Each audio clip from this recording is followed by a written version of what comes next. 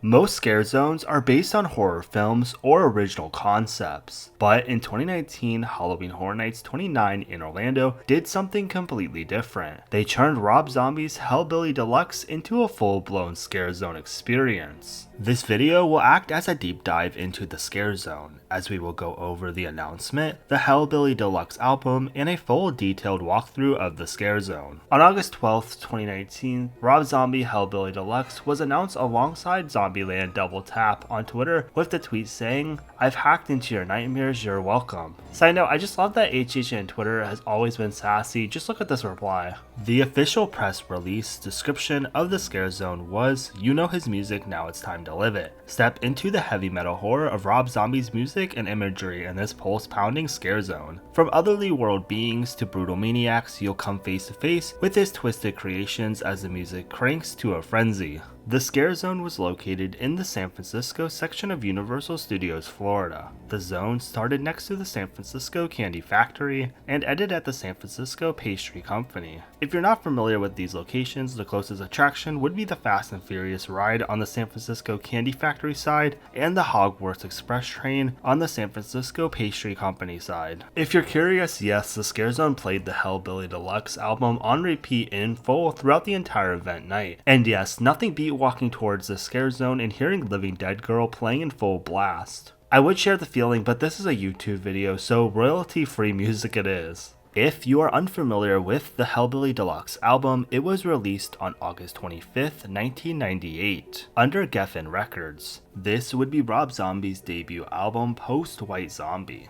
The record has 13 songs on it, but the scare zone only really explores the 4 songs that had music videos made for them: Dracula, Living Dead Girl, Super Beast, and Spook Show Baby. Due to the open space in scare zones, every walkthrough is different, and the way we will go through this zone walkthrough could have been very different than what you experienced in 2019. This walkthrough will also be using footage going both ways through the scare zone, so it may get a little confusing at times. The scare zone featured 10 core characters. Rob Zombie, who roamed around in the middle of the scare zone next to the burnt house from the Living Dead Girl music video. Sherry Moon Zombie, who is seen as the Living Dead Girl, Spook Show Baby, and Dracula. Phantom Creeps, which appear in the Dracula music video. The Metal Skeleton, which are from the Super Beast music video. Also, I'd like to add that they look nothing like the ones in the actual music video. The Electrocution Man, who is from the Spook Show Baby music video. Finally are the undead Rob Zombie minions, which consist of Demonoid, Brian, Creeper, and Ken. Due to the open space in the scare zone, every walkthrough is different. Therefore, this video may show a different experience than what you may have walked through back in 2019. This walkthrough shows footage from both directions of the scare zone, so it might also get confusing at times. We will be starting the walkthrough from the San Francisco Pastry Company and walking towards the San Francisco Candy Factory. There's a stage truss holding up a Rob Zombie sign, and below it is another sign with the Hellbilly Deluxe album logo. Directly below the sign is a pentagram, and on the other side of the stage truss is 5 skull symbols with a spiderweb at the top. There's also a speaker to the right of the signs that is playing the album in a continuous loop. After the stage truss is a collection of graffiti-covered metal barrels stacked together to push the punk street aesthetic of the scare zone. There is another set of metal barrels with pentagrams marked on them as well. These are rested up against a fence with what appears to be trees and shrubbery sticking out of them. On the right is the Dracula section of the scare zone. There's a tapestry with skulls on it next to the iconic Dracula car. Guests were allowed to sit in the car and interact with the inside as Universal added steps into the vehicle from the right side next to the skull tapestry, which is a bit surprising to see as the San Francisco scare zone location is notorious for getting clogged up, as it's usually a high traffic area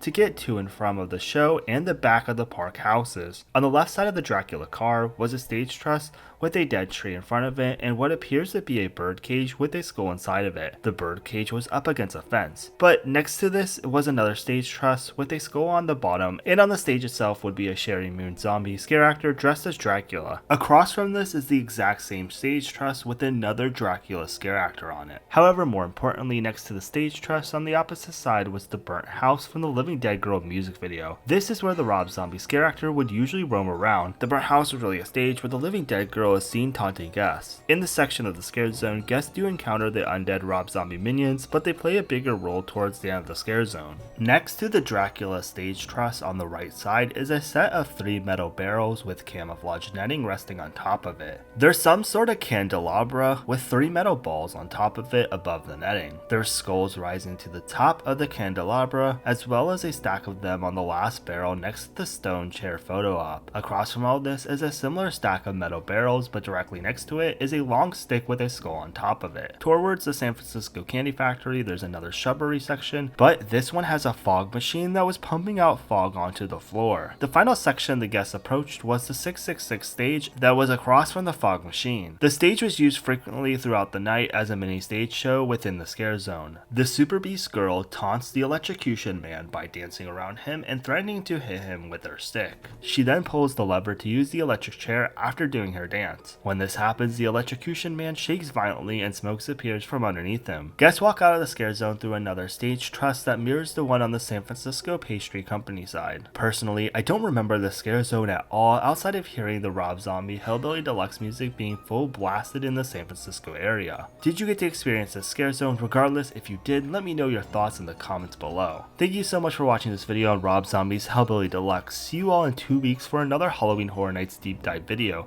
Subscribe if you haven't already so you don't miss it.